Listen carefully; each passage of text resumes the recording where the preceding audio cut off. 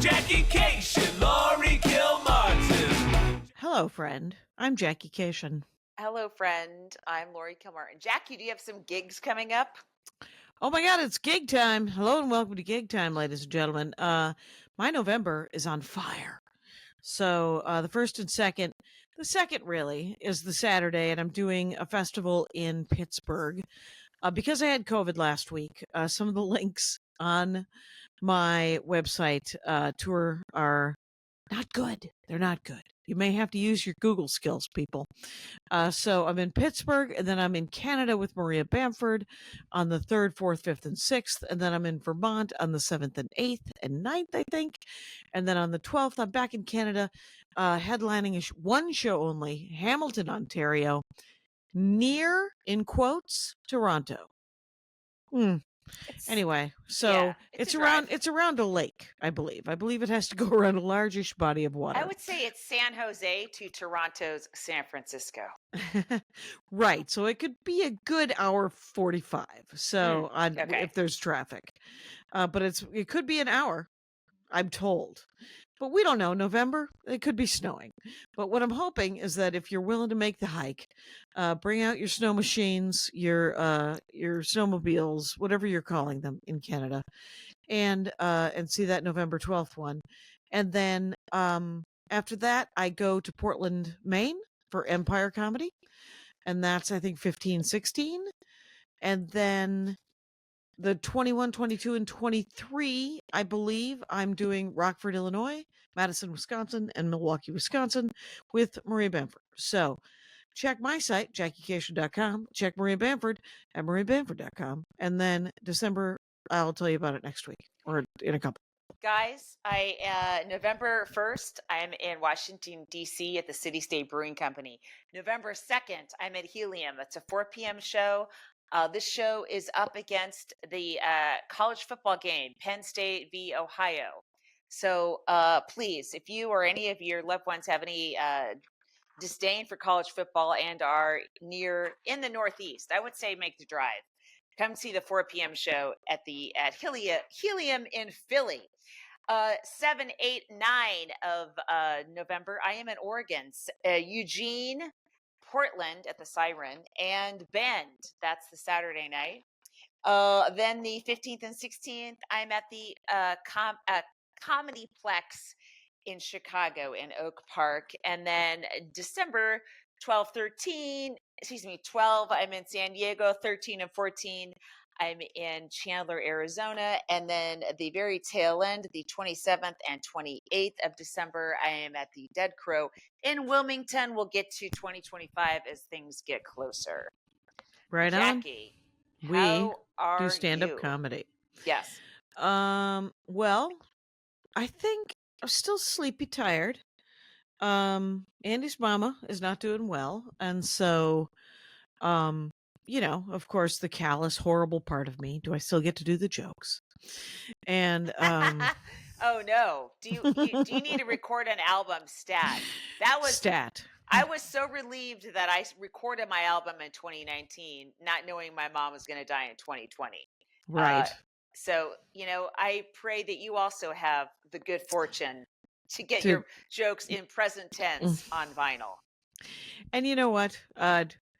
It's obviously not an issue.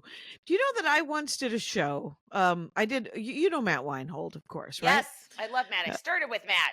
He's a goddamn delight. Hilarious. If you guys like Greg Proops and you like Dana Gould, you will like Matt Weinhold. And actually, I don't even think he does stand up anymore. He just writes. But and he has a podcast called Monster Party, where they talk about monster movies with what seem to be 5 of his most spectrumy friends, and because they take the deepest. I mean, I had each of them on the Dork Forest separately.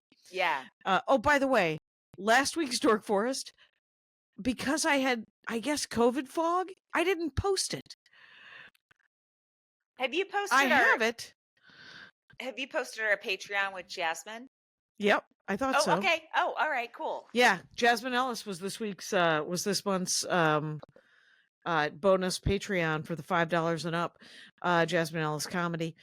She's great. That was a Mhm. great half an hour conversation with her. So tomorrow I posted the video for the Dork Forest with Anna Valenzuela, actually, former comic of the week, I believe. And her dorkdom was libraries and what you can get at the library and all of the different things. You know that there's like 3D printers at libraries? You know that you can actually check out a person to help you with your taxes? Did Oh, you know that you can check out a person to help you file for like to apply to colleges? Like libraries are huge resources, and not just for westerns and Merc books from when I was in junior high. So very exciting. The what was the point of thank you, this? Jackie, for summarizing your other podcast on this podcast. That's what everyone I'm tunes in summarizing. for. Well, is to find out that because of the COVID fog, though, I am just completely I forgot to post that, and so I'm going to post it for tomorrow. And then but I did remember to post Jasmine Ellis to the Patreon. Yes, I did. So Yay.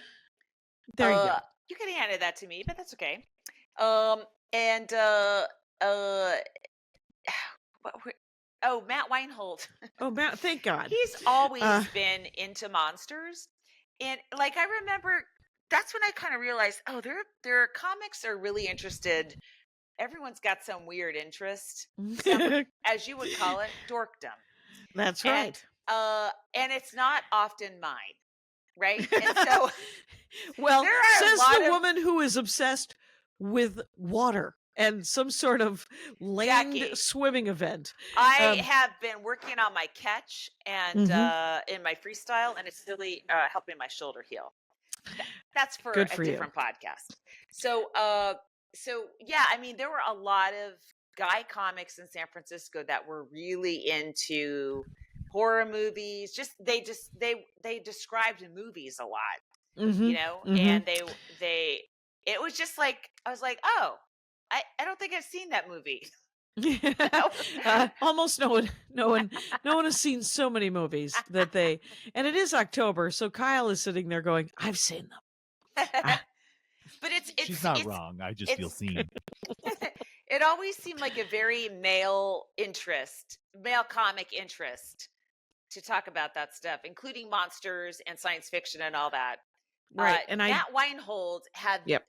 was, first of all, it's too bad he doesn't do stand up because he was an incredible performer, very magnetic.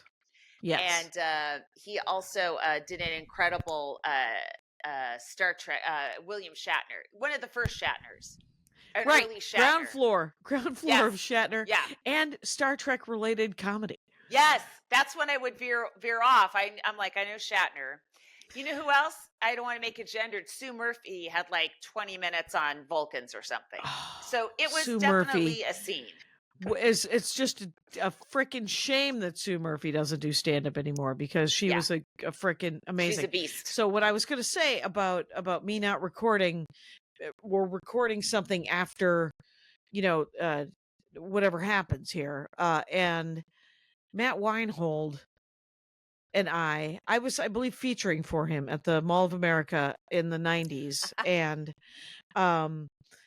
he was so great. We were sitting around with Dave Mordahl, first season of Last Comic Standing. Minneapolis comic, doesn't do stand-up anymore either. Anyway. And doesn't introduce himself to me as a comic when I do his radio show. Right. When he was doing radio, never told anybody he did stand-up. And he was actually, Dave Mordahl, if you go back to the first season of Last Comic Standing, first of all, don't. And second of all, but if you end up there and you get to find any sort of Dave Mordahl stuff, I'm glad you're undressing for the audience. You're talking about Dave Mordahl. I got to take it off, Jackie. You know how much I love male comics. He went from open mic to headliner in 3 years. What? He's the only guy I've ever seen do that. The only comic. Stand up. It's like, this is ridiculous. Yeah, there's nowhere to go. But anyway, so he was bitching. We're sitting around, him and Matt and I are sitting around, and he is just, maybe it was 2000, I don't know, but he was whining about his Barbie Ken joke that had been essentially sucked into the zeitgeist and recreated 1,000 times. And it doesn't even make sense from a sort of a Barbie standpoint, because it was about Ken, Barbie having they get married, and then Barbie has all of Ken's stuff after the divorce or something. Jackie, I will say you have told this story before, but I forget how it ends, so I'm happy to hear it again. It's so great. Let me just let you in on it.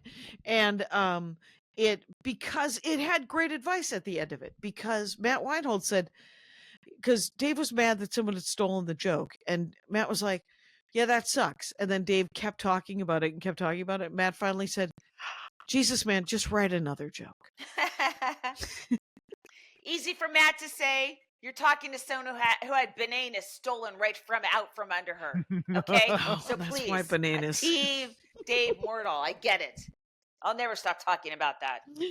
I know that. I know that from experience. You will never stop talking about that.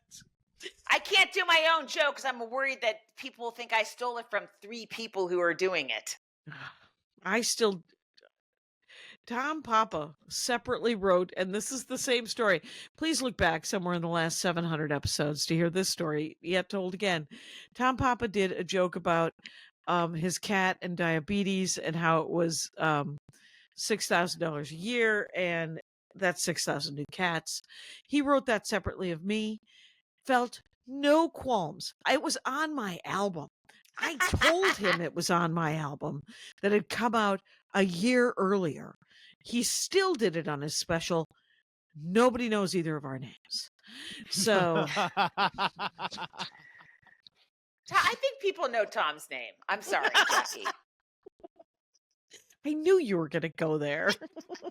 I debated. I did give it a good 2 seconds. I'm like, should I? She just was sick. She has brain fog. Yes.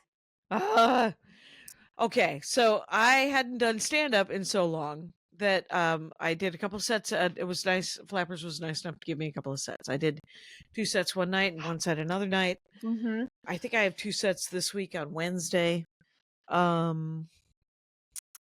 But I am weirdly tired still. Take it easy. Take it easy. It's true. And but I go and I do Uncle Clyde's. I do the 10-minute spot at the end. Mm-hmm. And Leno's in the main room. And then I'm doing the show after Leno's show. So I watch Leno, and some of the stuff is the stuff he's been working on since lockdown. And that's fine. The guy doesn't he doesn't do albums. Right. Sure. He does corporates. He told God. And the thing is, since he doesn't do albums, I can tell you this story. And you guys should go see him because he has punchlines in this story, but the story itself was very, very stand-up comedy related. Mm-hmm. He went to a jewelry store to buy his wife a present. By the way, and okay, whatever. But so he goes to buy his wife a present. It's a very expensive diamond bracelet that he was not interested in, but she was interested in. Her friend told him about it. So he gives his card to the assistant. The assistant goes to the manager.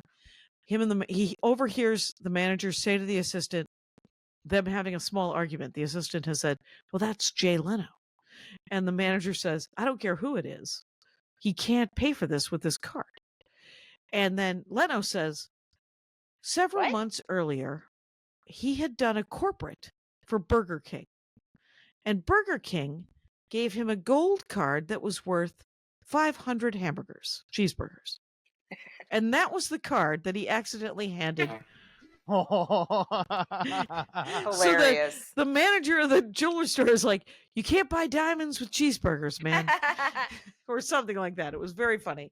But it was such a great, and it reminded me that Jay Leno's still doing corporates. So yeah. I mean, he's 74. He's a comic. He's a comic, and he actually likes corporates. And he probably doesn't have any of that stress that I feel whenever I do a corporate. Right. Which is that, I don't know, they're going to call security and they're going to walk me out and I'm not even going to get to clear out my desk. So Tonight Show is a corporate. It did one corporate a night, 4 nights a week for like 25 years, you know? Oh, right. I was at Flappers with you. I think that was your first comeback night. And there was it was just 10 comics on a show, and we got an email. We got a secret drop-in headliner, so everyone's being cut. Everyone lost 3 minutes, and I was like, if it's Leno, I'm going to set myself on fire in front of the club. But it wasn't. Right. I thought it was any number of just kind of douche. Yeah. But yeah, so I saw you there, and then I had a crazy weekend. So Saturday. I had a 4 p.m. show at the Dynasty with Rosie O'Donnell. Oh, that's right. That's right. Yeah, and Nori Reed was also on the show, and she did great, and it was a great crowd. I did not stay for Rosie's set. I would have, but I also had a show that night in Big Bear. And that's on you. As soon as you told me that, when I called you, I was like, hold on, that's coming. And then, and it was my son's homecoming, so I had to drive by the park, and I was just trying to see in a sea of suits. Yes. Baby suited seniors and dressed up. In dresses and suits, and I couldn't find him. But one of the moms was actually on the ground taking pics, so we got good pics. And then I had to stop by Emily Heller's birthday party because I was originally like, yeah, I'll be there. I'm just doing a 4 p.m. show, no problem. And then I took this Big Bear gig, and I was like, I'm going to be one of those LA people that says I'll show up and then I don't show up. So I showed up. I literally walked in, interrupted her conversation with Brittany Nichols, I think, and I said, hi, happy birthday. I have a show in Big Bear. Good night. And then I left, right? Yep. And then the drive to Big Bear, by the time I got to the curvy parts, pitch black. Terrifying. Yeah. Terrifying. I was having heart palpitations. I was nervous. And on the way up, you're mostly on the side of the road that is the if drop. You make a right turn, you will go down a mountain, right? Yeah. You're not hugging the inside. And it was very stressful, and I was like, why am I doing this? I have to remember to never do this again, to never drive please, this I will at night. remind you. Yeah. I'll remind you. And then I was driving slow, and these Big Bear people, since they know these roads, they're all mad. They're all driving 70 miles an hour on these really tight curves. Yeah. It was trying terrifying. to bully you. Yes. Yeah, it's just a lot of flashing. And so I would pull over. And one time I pulled over into what I thought was a dip, and it wasn't. And I almost hit rock. Oh my God. It was so scary. The show was fine, Thank goodness. Well, I'm turning left off the 210 into whatever's going to be the hell right drive up there. I'm behind a pickup truck with I see flags from the pickup truck, and I'm like, never a good sign. Flags never. on a truck. Nope. Democrats don't do flags on a pickup truck. And I get closer, and yes, it's Trump, and don't tread on me. And but when I got to the gig finally, it's I think it's like an LGBTQ friendly place, and the opening act, the first comic, was talking about how many gay people are moving up there. Okay. I'm like, it's changing the tone a little bit. That's cool. So, but still, there was enough of the other tone in the room where it wasn't like the most fun set I've ever had, but it was fun. Right. And then I could have stayed up there, but I just wanted to get home to my son because he was. But you couldn't have stayed at a hotel, which means that you couldn't stay there. Right. I was offered a place at someone's house. A place. Yeah. Yes. Which is also, it's not that it isn't very nice. Yeah. And very, and some people can do it. And maybe you're one of those people. This one right here, not one of those people. I used to be. Yeah. I was never. It's maybe because I'm the youngest of 6 and we were stacked like cordwood. Oh, yeah. But I don't want any part of, I would just like to, I need my own space and quiet. Right. I was offered some Santa Barbara gig and I was like, not for less than $500 in a hotel. And just how did they I won't. respond? Okay, I'll find someone else. And I was like, good, please do. Feel free to destroy our only chance of ever unionizing. Oh, by the way, the stand-up comedy scene in London and England has, of course, remember 10 years ago, everyone was like, you can move there, you can make a living. They're paying everybody. Oh, it's bad. It's bad. They're like, instead of you make $1,000 to headline, you make £20. Yeah. 1,000 pounds It versus used to be like 200 pounds a spot or something. right. It used to be at least like 125 to 150 a spot, and now it's down to 20 quid, and it's Who told you this? uh Oh, you were having lunch with somebody. right, and she's good friends with like 30,000. You know, she hasn't done stand up a lot lately, but she was like when I went 10 years ago when she was doing mostly just stand up before she got a TV show, and then she did a lot of TV in the UK and stuff like that. Mhm. So the older comics are trying to tell the younger comics that they're charging 35 pounds a ticket. They're paying you 20 pounds. Oh my God. It's not, they're going to take all the money and not give any to you. And I was like, and we talk about that all the time here, is that, and that happened here first, in the 50s and 60s when stand-up comedy wasn't super popular, but it was a fledgling art form. And then the 70s came around and you could make all this money hosting. You could make all this big money. That was the big Belzer, right? Didn't he make a lot of money hosting?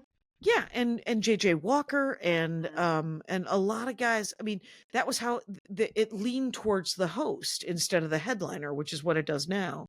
And so it paid really well through the 70s. There was a big boom, and then clubs could book a lot of comics for cheap. They weren't very good. And then there was a crash, and then there was another boom. And during the boom again, that's when features were getting like hotels and Air. and air. But the first boom, MCs were getting hotels and air. And now we're down to just the headliners. You're lucky if you get air. You always get Your hotel. air never covers it. Oh, $500 does not cover a flight most of the time. Right. So, I mean, this is the spiral that I'm saying that British and so European comedy is the way to go because they're just discovering stand up again. So they're paying pretty well, I guess. Maybe. I don't know. I had a very limited experience in Europe, but it wasn't right. You just did a couple of paying. sets. Yeah. Yeah. But so who you were talking to probably does. That's a bummer about London, though, because London is obviously way more expensive to live in than it was when comics were getting 200 pounds a set, right? Yeah. She was like, her rent was like 1,200 pounds a month, and she could make it in a week. This other comic that I was talking to, and that's how everything used to be. A quarter of your salary went to your rent. You could make it, and then that was what I was raised with. That's what I was told that I had to make. Yeah. Yeah. Whatever. Well, the drive back down was terrifying as well. Yeah. Right. Even though you're hugging the mountain now. Here's the thing. I couldn't find the 7-Eleven. I lost the cell coverage to the 7-Eleven. They said it was right around there, and I'm like, oh shit, just get me out of here. Yeah. And I'm so terrified. I don't need caffeine. I'm really freaked out. Yeah. And made it home, and my son made it home from homecoming, so that was cool. I had to cancel the Wednesday that you took. Oh, right, because my son's water polo team has like a key, like they're doing actually pretty well. They're, we're getting towards prelims and all that kind of shit. And so it's for the league final. Okay. And it's against the hometown rivals who are, I don't know why I point to you, Jackie. Their last names are all IAN. And so they beat us, and then we crushed them.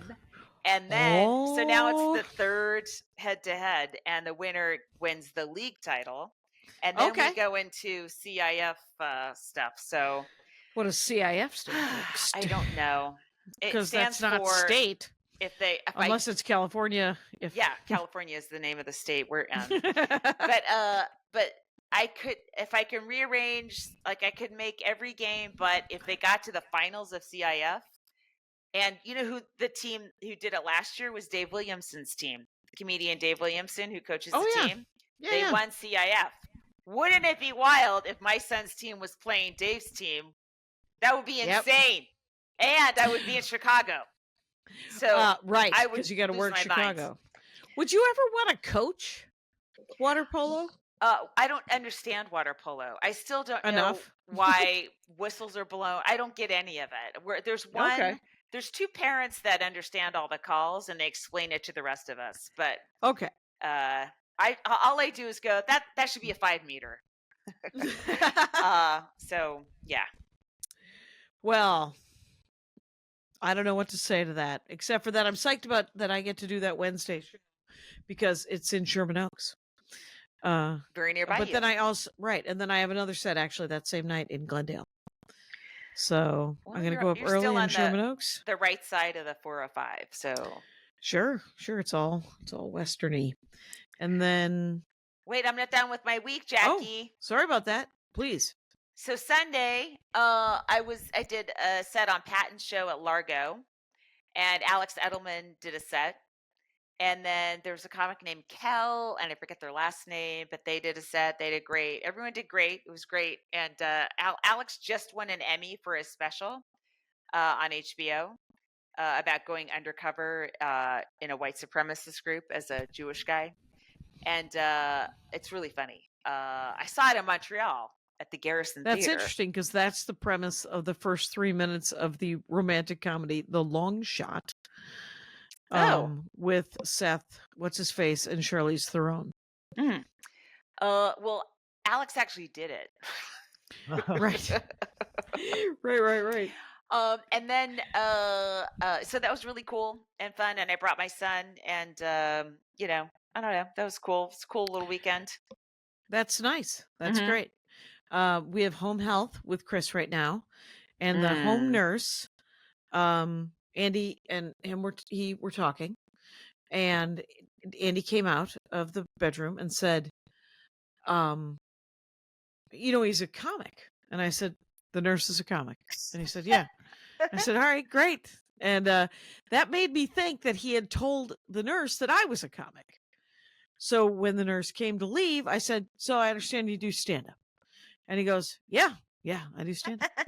And I said, oh, great.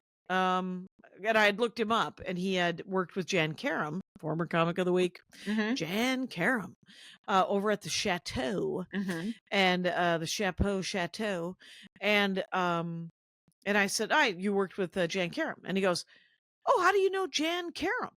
And I said, oh, I take it Andy did not tell you.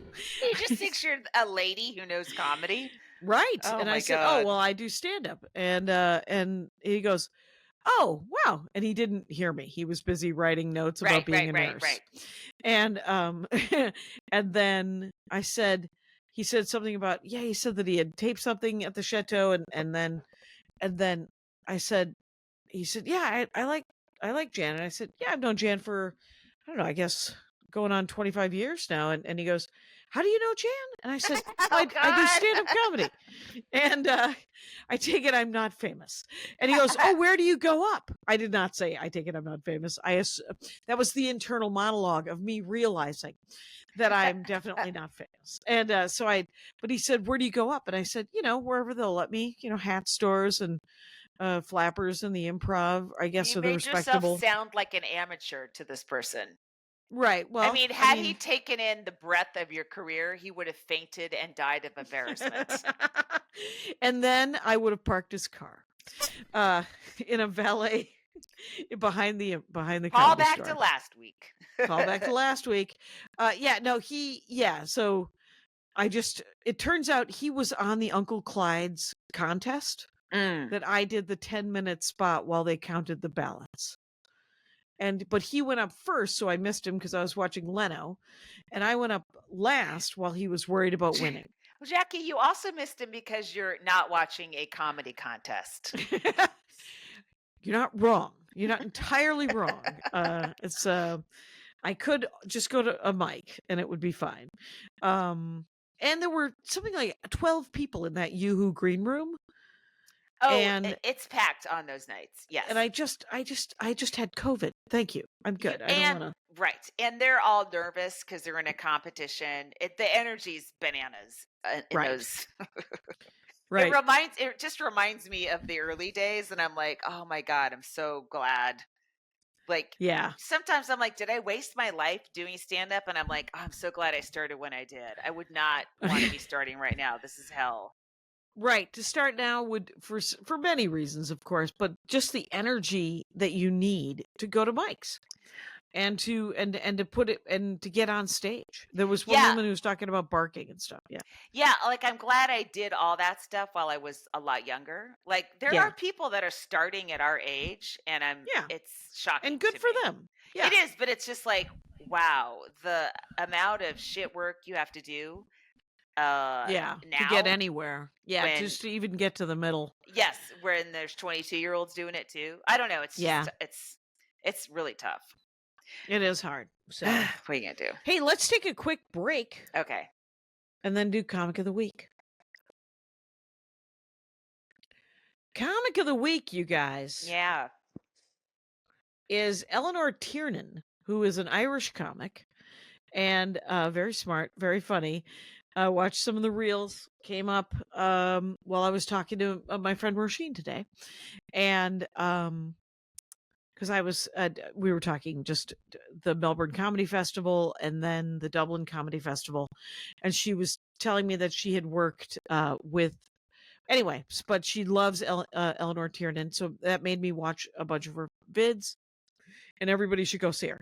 Her handle is just her name, right, Kyle? It's Elenor, and then Tiernan is spelled Tiernan. Yes. Yeah, she's real funny. Yeah. So find her, make it real. Blow up. Let the thousands come at her. Yay. Jackie, is this podcast going to get any bigger, or we're just in our little pond? Do you think? It seems like podcasts grow and get bigger, and ours tends to just stay the same. Maybe. I think so. I can't tell you. I've been doing the Dork Forest for 18 years, and we're in the 19th year. I seem to have capped out at around 11 to 15,000 listeners a week. Mm-hmm. So, I mean, that'd be great if everyone gave me $100 a year. That would be a livable wage. Yeah. But that is not what happens, it turns out. But and now we're about to go into November and December where I tell people not to donate to the Dork Forest.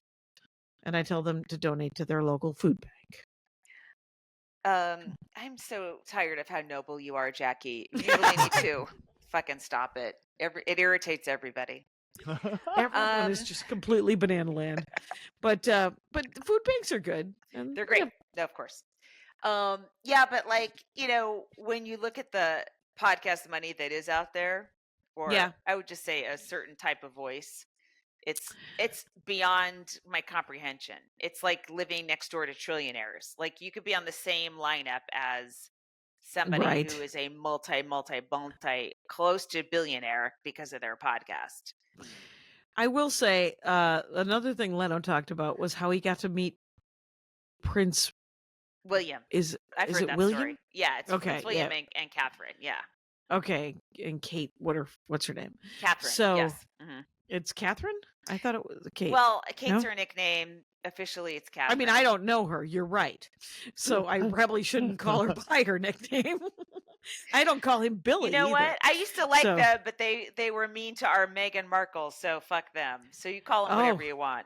Okay, yeah, but they were down. They were on his driveway. Yeah, it's a very relatable story. You know, it's so funny that you say that because I saw an interview with him once. Yeah, where he talked about when he realized that he was rich. Yeah. And how he had to change the setups sometimes and change the material so that it could become more accessible to the audience. It was when he sent his parents to Europe. They had always wanted to go to Europe. And so he said, I bought him tickets to Europe and the audience just shut down on him, he said. And he said he had to change it to him and his siblings all pitched in. What? Which made it more accessible. He said that they untightened. Yeah. What the fuck? That's hilarious. If I was his sibling, I wouldn't pay for shit for the rest of my life. Are you serious? Yeah. Having Jay Leno call you, go, hey, can you give $100 for mom's trip to Scotland? Oh my God. No, I don't actually actually think he made them pay. I don't He just even changed know. the setup. I know, but it's just funny that people thought that was more legit. Of course they're not paying for it. I don't even know that I didn't know that he had siblings. He seems like an only child. I don't know. He seems like an only. He does have only child vibes.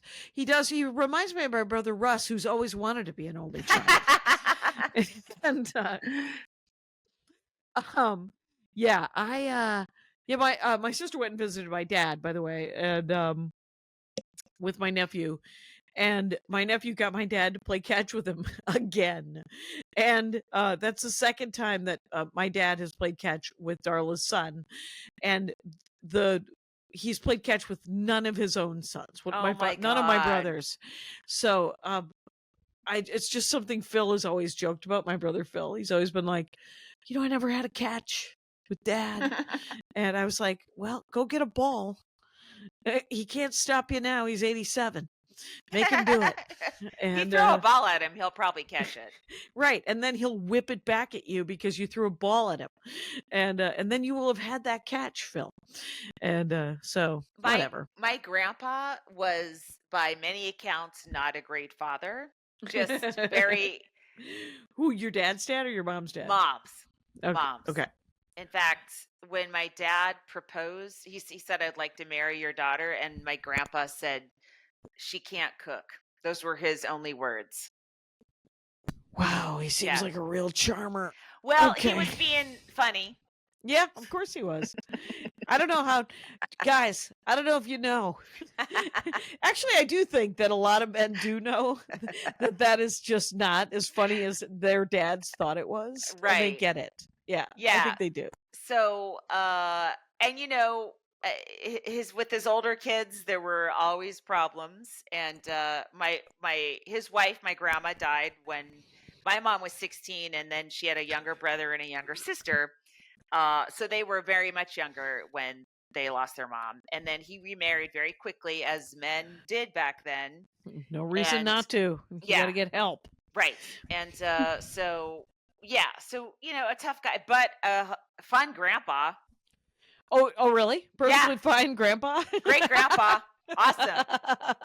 Really fun. So I love that. Whatever. That is very funny. Yeah. Yeah, I think I'd make a pretty good grandpa. I think you are my son's grandpa. Yeah, I really wanted him to read that book, but I didn't have a lot of hope for it. It wasn't really. He's not real prosy.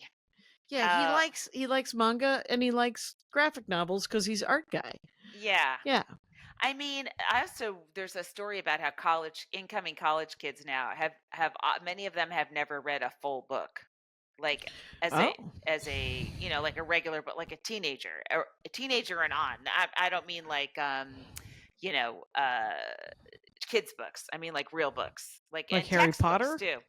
Maybe I don't know, but maybe textbooks even. Okay. I don't feel like kids read a lot of Harry Potter now. He kind of went his way. I think before the movies came out and it was just the books. But I don't know. I think they've moved on. Yeah. It's not talked about. I never hear it mentioned. Well, there's a lot of the books that I know, like the tweens and the teens are reading right now are sort of YA. There a lot of vampire, werewolf. They're essentially it's the X-Men. It's outsiders. Just people trying to assimilate into human society, but they happen to be vampires. Yeah. Or they happen to be. There's a great author. You gotta figure out how to, yeah. Right, you gotta melt already. And this woman, Gail Carriger, it looks like whatever, but she wrote something called the Parasol Protectorate, and it's essentially like a girls' finishing school for magic and spies. And there's werewolves magic and vampires. Spies? Getting a little greedy. I mean, I think it's one or the other. And vampires and werewolves. Oh my Lord. And like dirigibles. And so it's steampunky. I mean, she just was like, I want all the things and balloons. And you're like, okay. And that's actually a pretty popular series, actually. So. Yeah. Well, not in this house, but I believe you.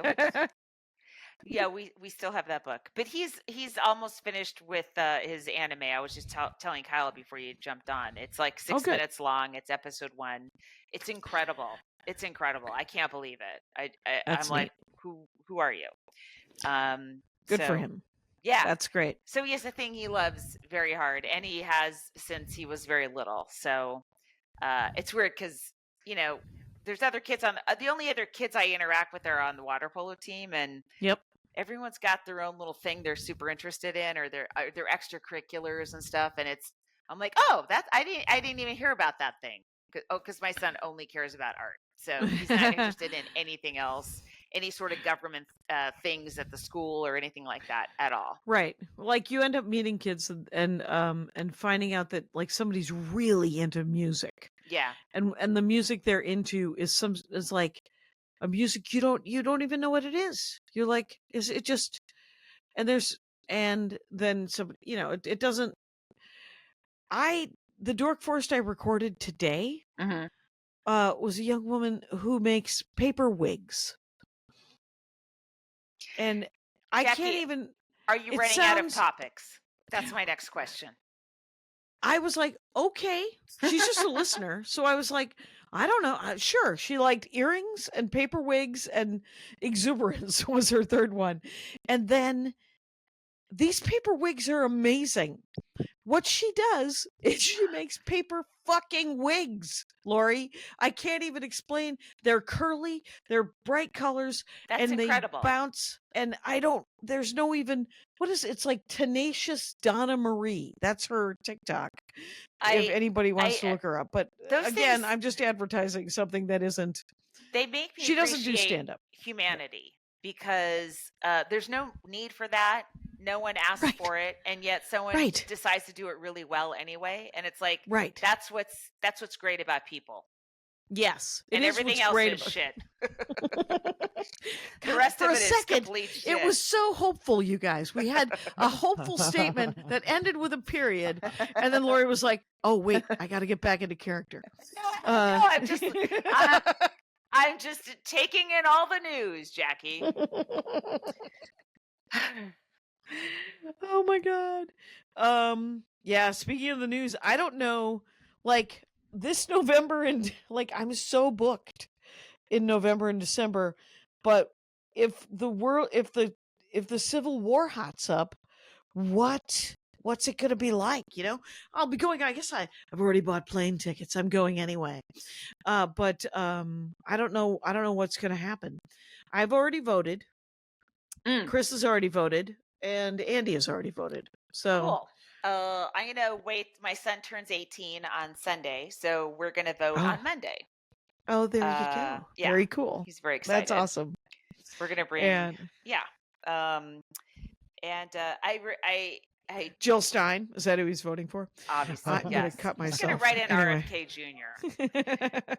Oh, he's on the ballot. He doesn't have to. Oh, is he? Oh, Jesus. Yes. Yep. Yeah.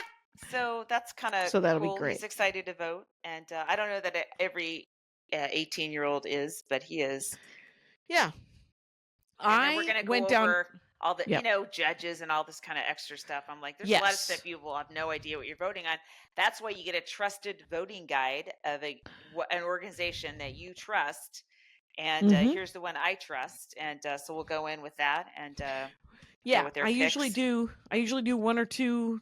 I double check. I see and most people, and most of the places I do trusted for judges and for ballot measures and stuff. Between Andy and I, whoever has the most time to do the research. I think last election, he did all the research, and then he circled a couple that he was like, "This is how I'm leaning. You do some research as well and see which way you're leaning." And so that's what I did this year. And so judges, the DA is running against, as I was doing the research, I was like, oh, he's running against an actual monster. So Gascon is running against, I can never say that guy's name. Yeah. Like, It's because all you can think of is Beauty and the Beast. maybe Or you're that's right. all I can think of. All I can think of is Beauty and the Beast.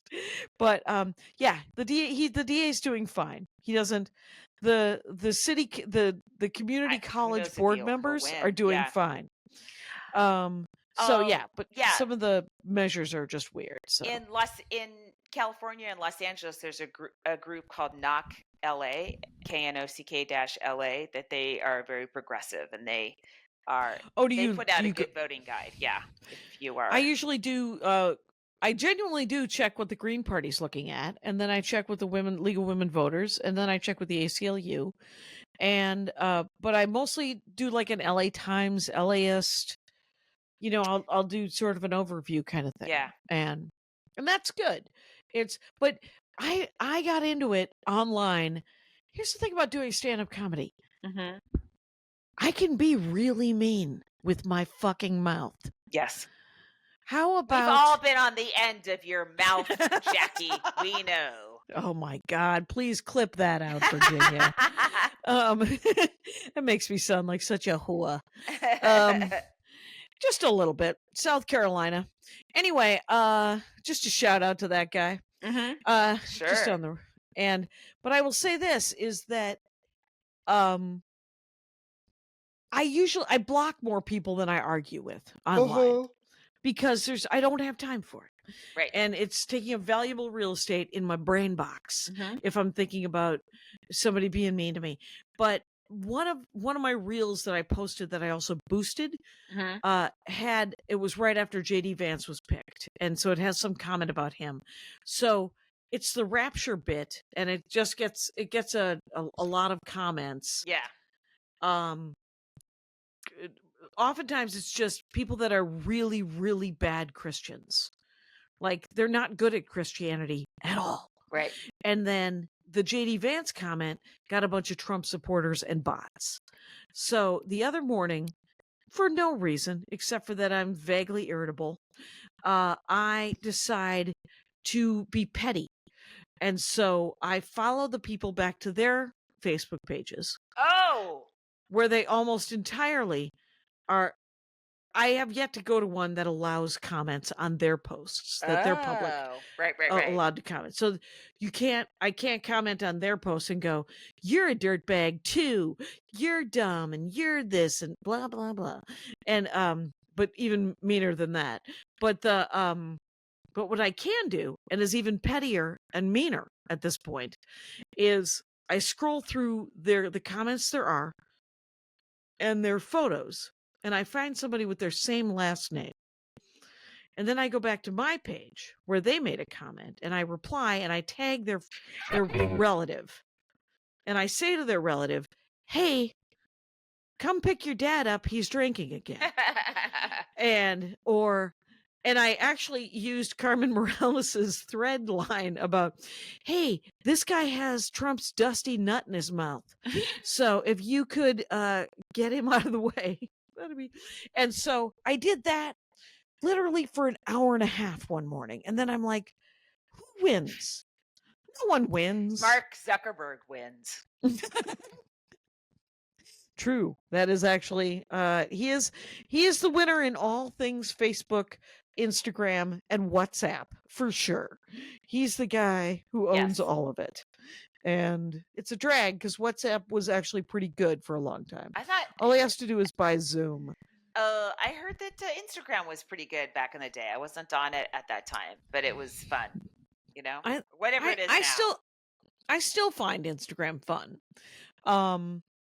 I posted like sometimes I post those things on Instagram where it's just my mouth inside of like a saltine. Yes, horrifying. Or a jellyfish. Yes. Uh-huh. Somebody texted me the other day and it was like, where do you get those amazing filters? And I was like, remember Vine? No, I didn't say that. I said, remember Snapchat? Because that's where I get them. I get them from Snapchat. It has the best filters. I'm sure that there's filters like that on TikTok or Instagram, but I cannot find them. And I don't care. I don't care enough to look. Oh, so you know what? So I put out a reel at 6 p.m. on Tuesday, and it there you did go. okay, but it didn't do great. Sure. It didn't like blow the doors off. I don't Right. know if that's true anymore.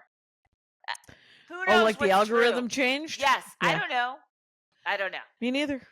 I found a set online from Comedy Dynamics that I have no idea. I mean, I recognize my clothing.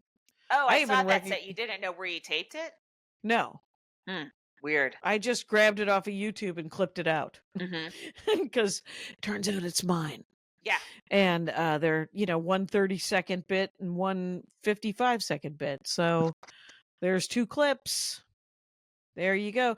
But I couldn't monetize either of them on Instagram because they were about books. It was the romance novel book, and so I mentioned sex and I mentioned porn. But just as things that I don't do personally, but I do sex.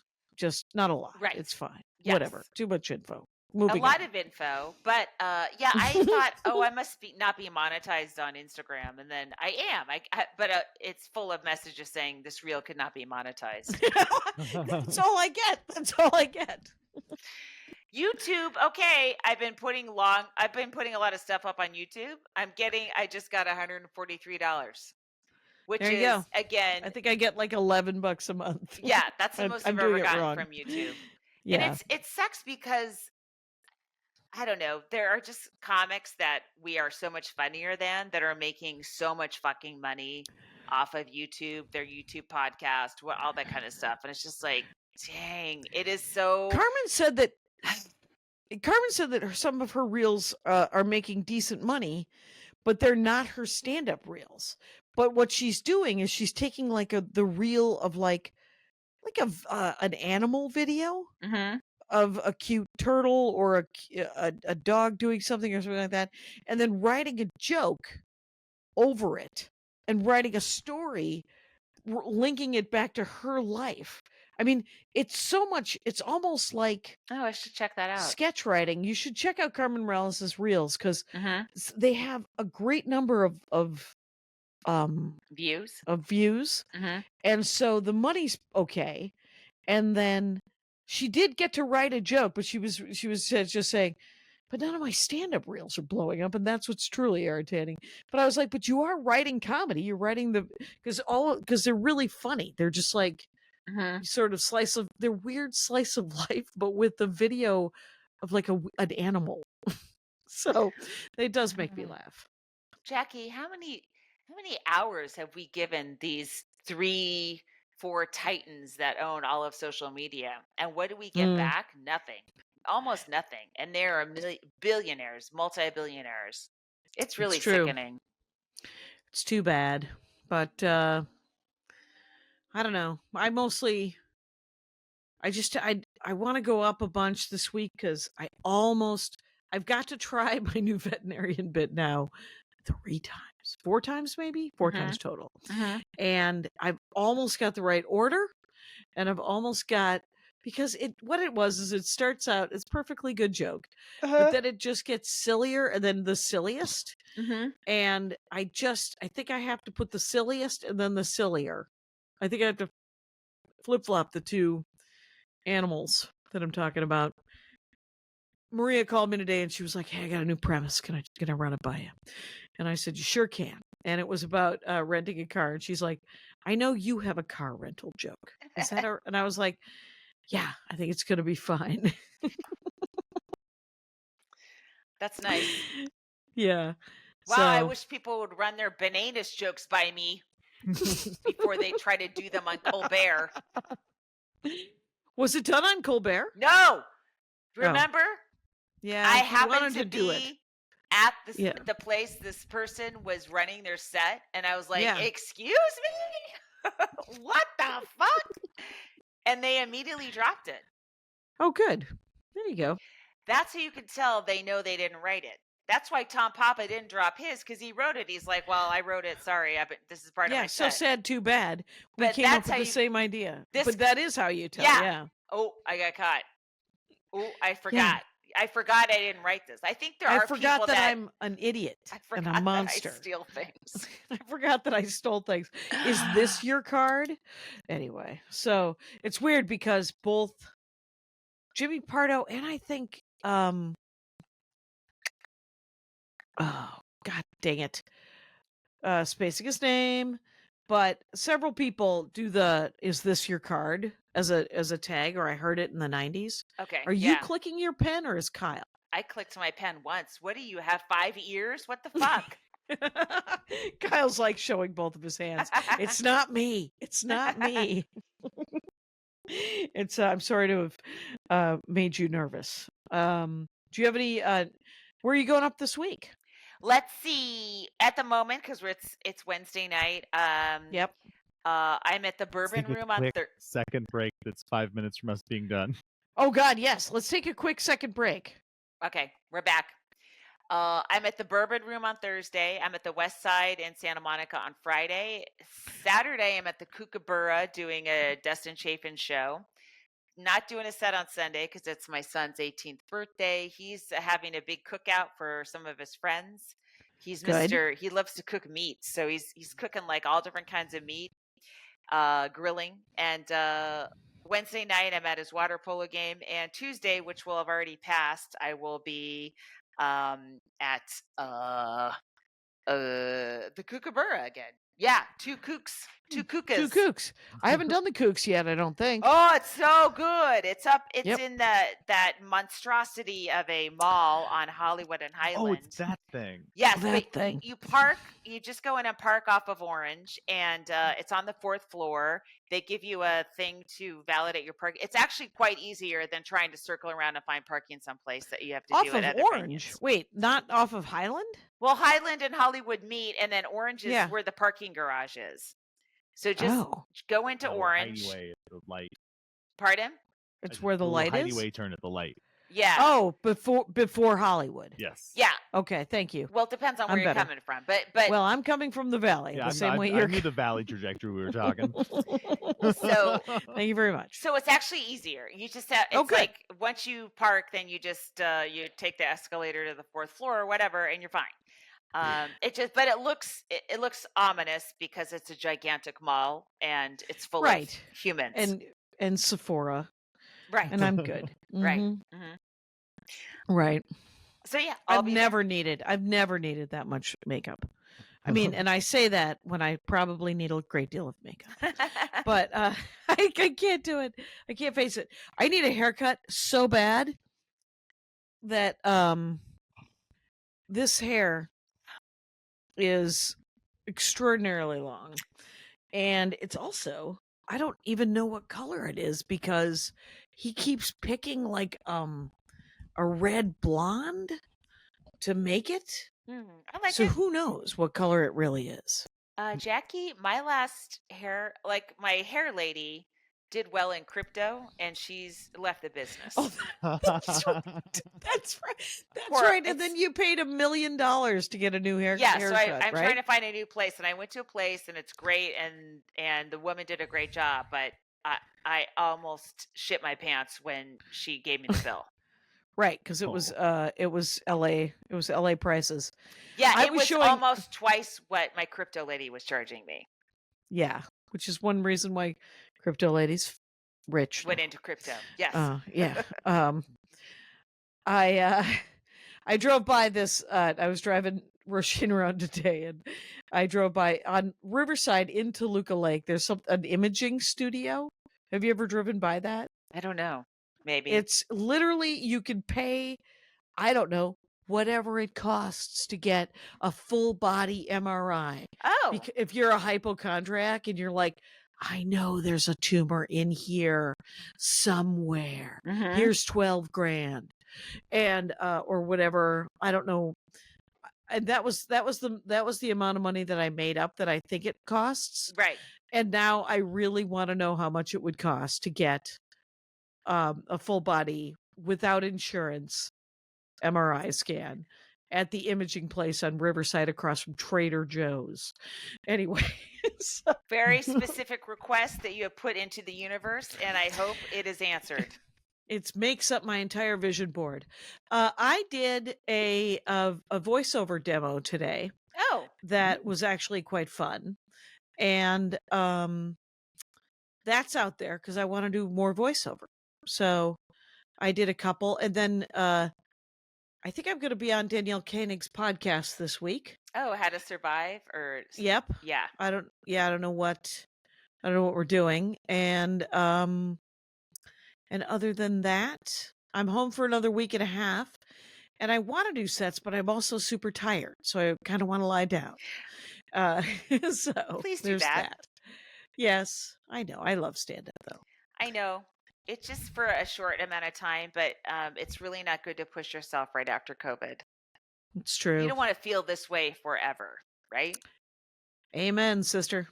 Hey, let's get out of here. Yep. Yeah.